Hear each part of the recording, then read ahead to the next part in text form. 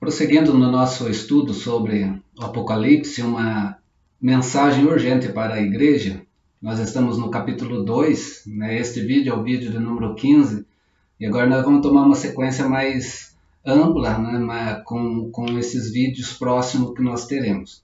Até aqui nós já vimos sobre as 7 igrejas, o motivo que está por trás das 7 igrejas que Jesus manda, então envia, né, a sua mensagem, né, para aquelas igrejas, mas de uma forma constante, representando todas as igrejas em todos os tempos. Dentro da mesma igreja, nós encerramos o vídeo anterior falando que há pessoas fiéis e pessoas infiéis, né? Então nós queremos seguir a partir daqui, então. Voltando novamente, pegando cada uma das igrejas, em Pérgamo, no capítulo 2, verso 14 e 15, alguns crentes ou alguns cristãos estavam seguindo a doutrina de Balaão, né, e a denúncia que Jesus traz para a vida dessa igreja. A gente vai entender melhor quando entrar em cada igreja, a gente vai entender o que são as doutrinas, o que havia de erros na vida da igreja. Apenas seguindo aqui para nós entendermos um pouquinho mais do todo na vida dessas igrejas. Em Tiatira havia tolerância aos ensinos práticos de uma profetisa, mas uma profetisa que era imoral. Capítulo 2, o verso de número 20. E que nem todos os cristãos caíram nessa heresia perniciosa. Os versos 24 e 25 vão mostrar isso. Em Tiatira havia uma certa tolerância, então, a ensinos dentro da igreja, ensinos heréticos, perniciosos, por uma profetisa que tinha uma vida imoral, mas nem todos dentro dessa igreja seguiam aquilo que essa profetisa estava fazendo e falando. Em Sardes, embora a igreja estava vivendo de uma aparência, havia uns poucos que não tinham ainda as suas vestes contaminadas, estavam guardados fielmente na presença do Senhor. Capítulo 3, o verso de número 4, mostra para nós. Em Éfeso, havia fidelidade na doutrina, mas falta do amor prático do cristianismo. Eram ortodoxos de cabeça, mas na conduta do dia a dia, eram hereges. E em Esmirna e Filadélfia, havia uma igreja fiel a Cristo, havia aquelas pessoas também que eram considerados sinagogas de Satanás, que estavam no meio dessas duas igrejas fiéis a Cristo, que vai do capítulo 2, verso 9, e capítulo 3, verso 9 também. Então, nós vemos o que? Em todas as igrejas havia pessoas fiéis, havia também pessoas infiéis. O joio e o trigo, conforme nós vimos no vídeo anterior, crescendo juntos, porque no último dia Jesus é que vai fazer a separação. Ele vai fazer a colheita, tirando o trigo para si e pegando o joio e jogando ao fogo. Nós vamos entender isso ao longo do nosso estudo. Mas a igreja nem sempre também é aquilo que ela aparenta ser. Nós vemos isso também na história de cada uma dessas 7 igrejas. Quando Jesus examina cada uma delas, nós vamos ver que nem sempre aquilo que ela tinha de aparência era de fato a igreja. Por quê? Porque Jesus, ao examinar a sua igreja, ele conhece a sua igreja, a igreja dele, e ele não conhece de forma superficial. Não há como nós escondermos algo de Cristo Jesus, ele conhece de forma profunda. Nós vemos isso no capítulo 2, dos versos 2, verso 9, verso 13 e verso 19.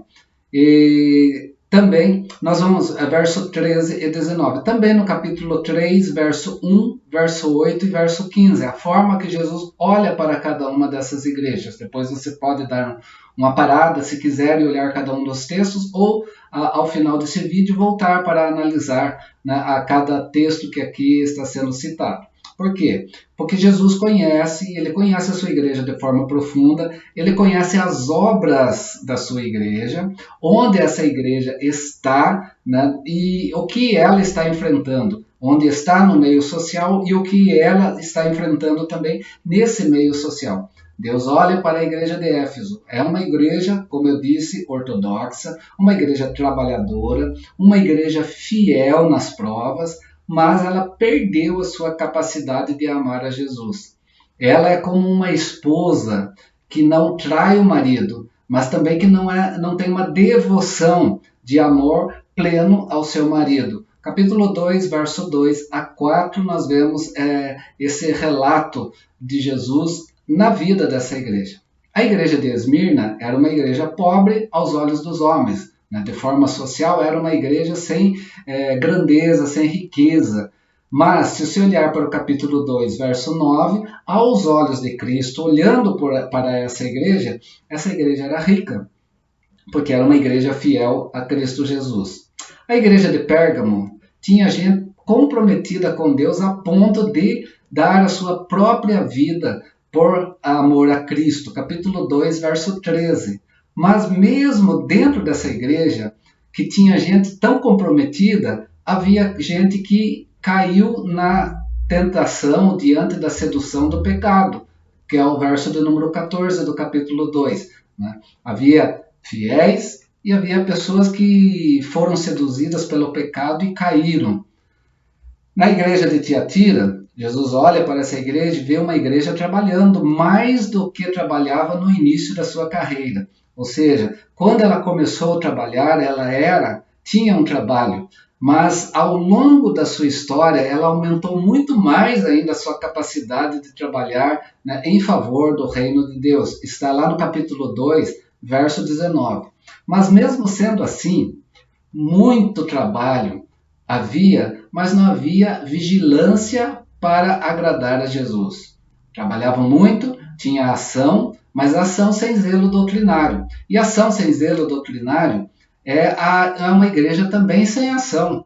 Né? Como Tiatira e Éfeso, não vai agradar a Jesus, né? Como Éfeso não agradou. Ou seja, às vezes a igreja tem tanta ação, tanto trabalho, é cheia de programações, de programas na sua vida, mas não é tão zelosa ao Senhor dessa igreja, a Cristo Jesus. Né? É isso que a igreja de Tiatira mostra para nós.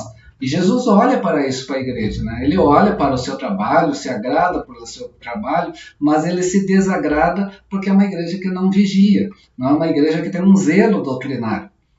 A igreja de Sardes, ela tinha nome de que estava viva.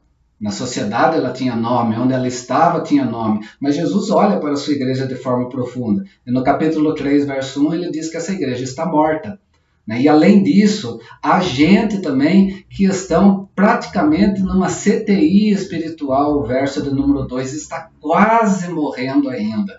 Mesmo, né, essa igreja tendo nome de que vive, uma igreja que tem o quê? Tem uma ação de tal forma que aparentemente as pessoas na sociedade olham para essa igreja, veem essa igreja, parece uma igreja trabalhadora, parece uma igreja que está cativa, mas dentro ela está morta. A igreja de Filadélfia é uma igreja fraca, é uma igreja que diante dos olhos humanos, como a igreja de Esmirna, que era pobre aos olhos dos homens, Filadélfia era tida como uma igreja fraca aos olhos humanos, dentro da sociedade. Mas Jesus, ao olhar para essa igreja, no capítulo 3, verso 8 e 9, ele diz que essa igreja era poderosa. Poderosa porque Cristo estava olhando para a fidelidade na vida dessa igreja. E seguindo, por último, a igreja de Laodiceia. Uma igreja que se considerava rica, uma igreja que se considerava abastada. Né? Era uma igreja que tinha tudo o que precisava para viver esse mundo no aqui e no agora.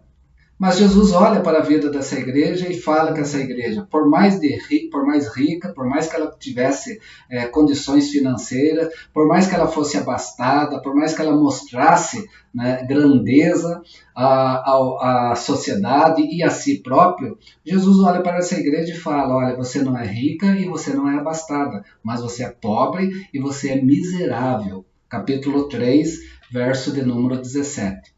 Por quê? Jesus olha para a sua igreja de forma profunda. Jesus não olha meramente como os olhos humanos tentam ver a vida da igreja, ou como, às vezes, os olhos humanos se fecham para algumas questões dentro da sua igreja. Jesus não, ele olha de forma profunda.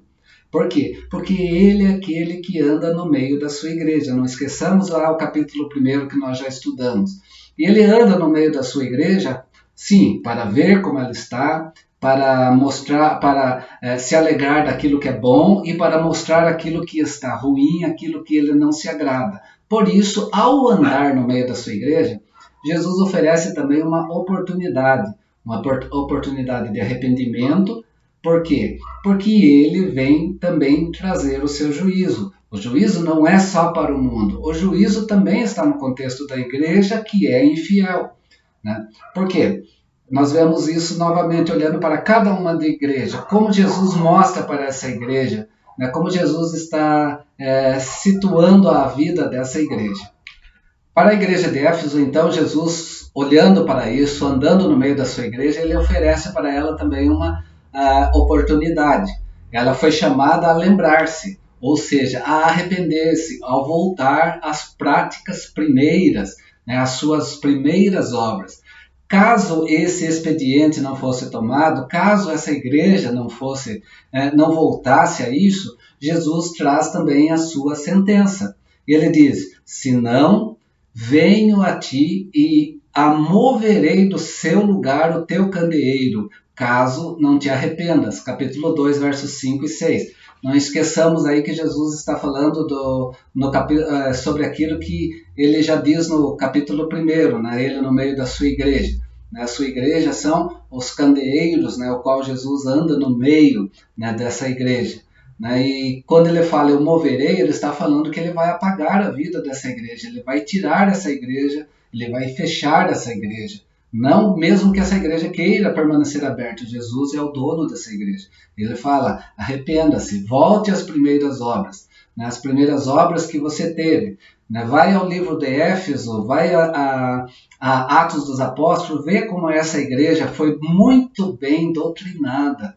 Né? Uma das igrejas que mais foi doutrinada, que passou não só Paulo por ali, Apolo passou, Timóteo passou, Priscila e Áquila passou, né? Uma igreja muito doutrinada, mas uma igreja que perdeu isso, perdeu a prática das primeiras obras dentro daquilo que ela deveria ter. Ela perdeu esse primeiro amor à palavra de Deus, à doutrina de Deus. É uma igreja que vai deixando os estudos bíblicos para trás, é uma igreja que, embora esteja dentro de um contexto de um sermão dominical, aquele sermão já não faz tanta diferença na sua vida, ela é apenas ouvinte, ela não se torna praticante, ela não olha para dentro de si e busca mudar os conceitos na sua vida.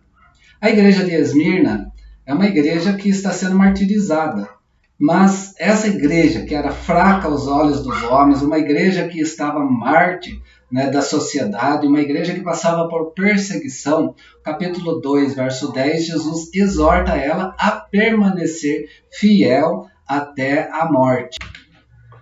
Já a igreja de Pérgamo é uma igreja que está dividida, é uma igreja que tem a verdade, mas é uma igreja que também está misturada com o mundo. É uma igreja que conhece a verdade, que quer viver a verdade, mas também que quer viver questões do mundo dentro de si. É uma igreja mundana em alguns aspectos, pegando coisas do mundo e revestindo de espiritualidade para ela viver.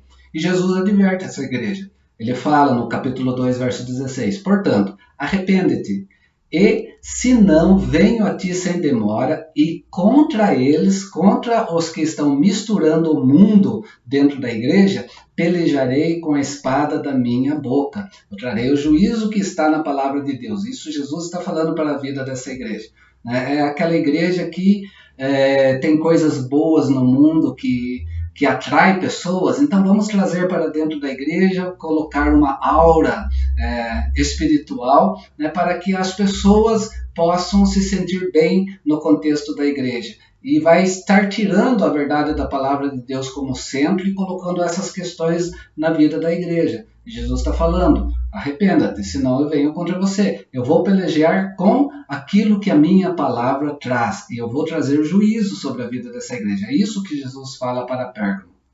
Já a igreja de Tiatira, ela abria as suas portas para uma desregada profetisa. E Jesus chama essa igreja ao arrependimento, chama essa faltosa ao arrependimento, capítulo 2, verso 21.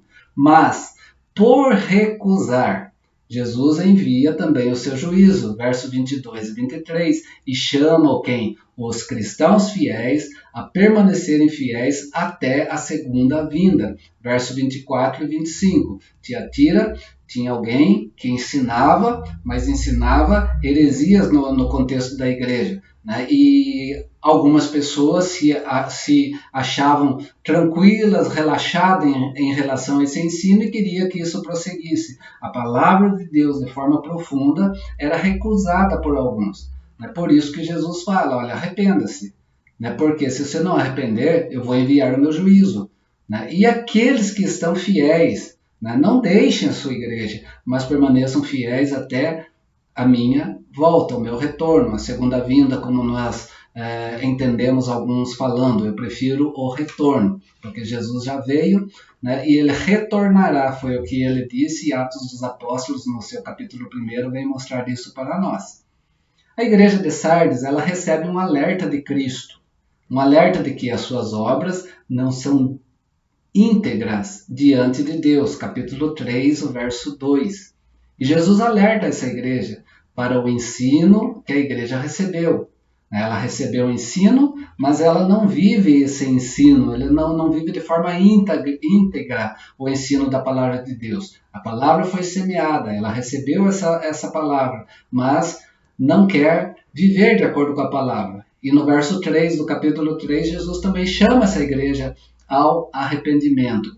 E ele diz, caso não se arrependa, virá o juízo. O juízo vai estar também sobre a vida dessa igreja.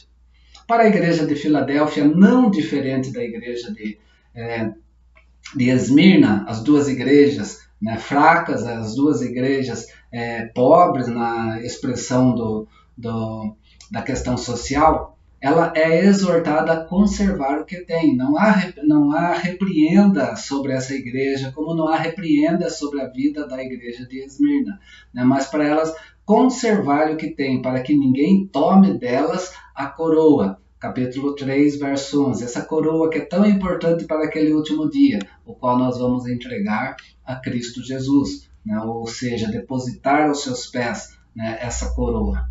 A igreja de Laodiceia, fechando aqui o olhar de Jesus e mostrando que ele também, andando no meio da igreja, ele chama essa igreja ao arrependimento nos seus erros e fala sobre o juízo que virá. Essa igreja é exortada a olhar para a vida na perspectiva de Cristo, verso 17 e verso 18. E Jesus chama essa igreja a arrepender-se. Por quê? A disciplina de Deus é um ato de amor. E Jesus deixa claro isso. Se arrependa porque essa disciplina que eu trago para vocês é um ato de amor. Receba isso na vida de vocês. Verso 19 do capítulo 3. Senão, Jesus também vai trazer juízo sobre a vida da sua igreja. Ok? Jesus anda no meio da sua igreja, então, para o quê? Para olhar para essa igreja, oferecer a oportunidade de arrependimento antes dele aplicar o seu juízo. Mas Jesus, andando no meio da sua igreja também, ele anda no meio da igreja para dar o quê? Promessas àqueles que permanecem fiéis, aos vencedores. Isso implica que nem todos os membros da igreja visível são membros da igreja invisível.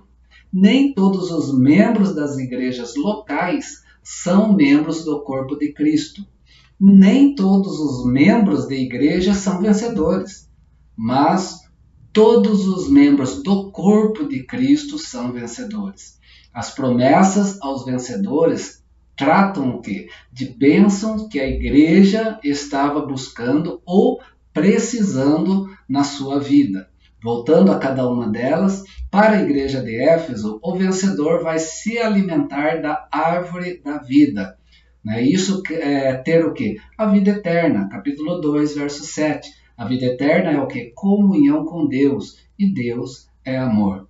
Né? Lembrando de uma igreja que perde o seu primeiro amor. Eles haviam abandonado esse amor, né? Mas os vencedores, né, iriam morar no céu, né, onde o ambiente é amor, pois é ter comunhão eterna com Deus. E ter comunhão eterna com Deus é viver debaixo do amor de Deus. A igreja de Esmirna, o vencedor de modo nenhum vai sofrer o dano da segunda morte ou do juízo final sobre sua vida, a morte eterna. Capítulo 2, verso 11.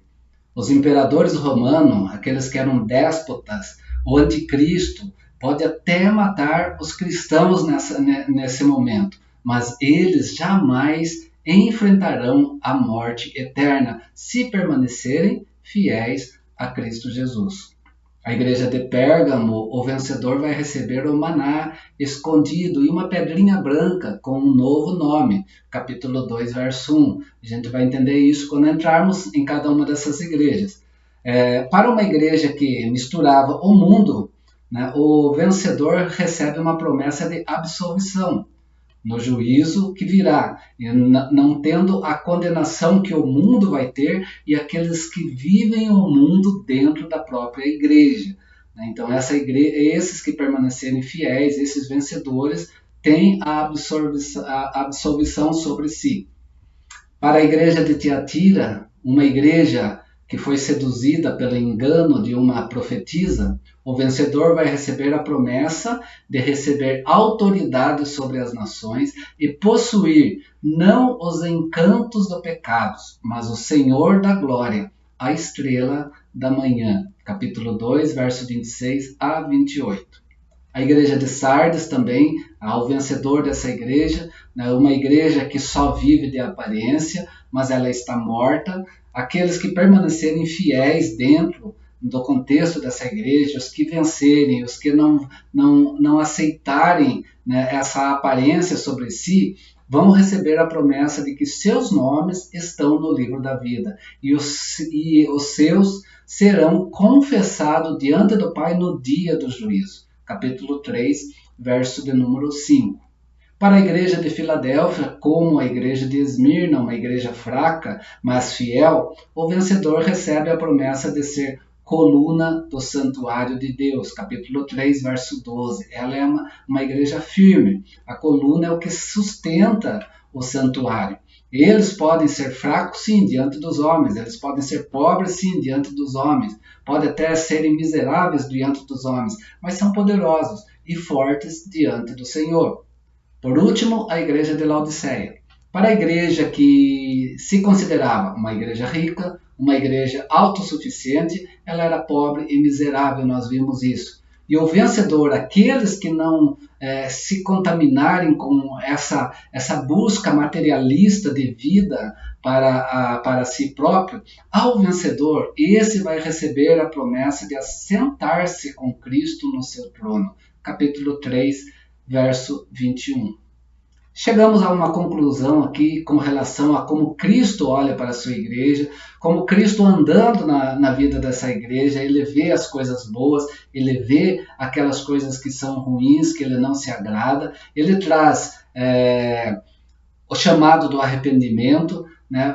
Porque ele vai trazer juízo, né, para essa igreja se ela não voltar atrás, né, se ela não se arrepender, e ele traz o que? Também aos vencedores uma promessa, né, que ele vai dar a cada um. Nós temos que olhar para isso entendendo coletivamente a igreja, mas também entendendo individualmente. Eu sou igreja. Como que eu tenho me portado como igreja? Qual dessas igrejas que de fato está a minha vida diante de Cristo? Para que, dentro do contexto eclesiástico, no sentido mais amplo, né, da comunidade de todos os santos, como que eu estou vivendo e sendo a igreja, independente daqueles que estão lá e não são trigo, mas são joio. Então nós temos que olhar para cada uma dessa igreja e analisar ela dentro de nós em primeiro lugar, para depois nós analisarmos também as atitudes no meio da vida da igreja, da irmandade da igreja. Para todas as igrejas, então, há um refrão. E a conclusão de Jesus Cristo traz esse refrão. Quem tem ouvidos, ouça o que o Espírito diz às igrejas. Não estamos estudando apenas para o nosso deleite intelectual. Não estamos estudando esse livro apenas por uma curiosidade teológica. Nós precisamos ouvir, meus queridos, o que Deus está falando conosco. As bem-aventuranças, né? A maior felicidade não é apenas ler, não é apenas ouvir, mas também obedecer às promessas desse livro, capítulo 1, verso 3. Amém? Que Deus assim nos abençoe. Próximo vídeo a gente vai começar a entrar, então, a entender cada uma dessas igrejas em cima dessas questões que nós colocamos neste vídeo. Que Deus te abençoe e você possa prosseguir, né, no estudo da Palavra de Deus. Divulguem esse vídeo, divulguem esse canal, né, para nós termos mais pessoas juntos aprendendo a Palavra de Deus. Que o desejo nosso é que vocês cresçam, é esse desejo que eu tenho trazido diante desses vídeos, que vocês cresçam no conhecimento da Palavra de Deus, sejam praticantes dessa Palavra, não meramente ouvinte, para que as bênçãos de Deus, as promessas de Deus para a sua vida estão presentes aqui. E para que você também não venha a ser contaminado por aqueles que se dizem cristãos e não são, aqueles que são religiosos formais, mas não vivem uma igreja de fato. Porque juízo vai estar presente também na vida da igreja. Deus abençoe, forte abraço, até o próximo vídeo e que Deus assim nos abençoe.